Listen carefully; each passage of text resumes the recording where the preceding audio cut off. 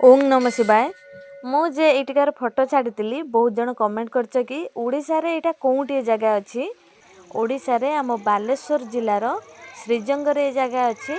यदि नुआ वर्ष रे बुलिबा पई चाहुचंती आपण माने जानतु बुली के आसंतु। बहुत भलो जगह, बहुत भलो भी लागिबो। मु भी फर्स्ट टाइम पई जाईतिली। एमिति घरे समस्त घरे जो माने जाईचंती तो से माने कहले कि श्रीजंगर रे राधा कृष्ण मंदिर अछि, चलो बुली के आसीबा। बहुत जल्दी प्लान हैला, जल्दी भी आमे आसिलु। मु तो शुणी के आसतिली राधा कृष्ण को मंदिर, किंतु आपण माने भी देखि पारुथबे राधा कृष्ण मंदिर टा कम, किंतु बाबांकर प्रभाव प्रबल अछि। एठी पार्क रे भी सुविधा अछि। ए जे पानी रे भी माछ अछंती, तांको आमे खाद्य देलु। मु तो सबु ए वीडियो रे छाड़ी नाही। यदि आपण माने देखिबा पई चाहिबे तो मु सबु वीडियो रे सबु ही छाड़ीबी।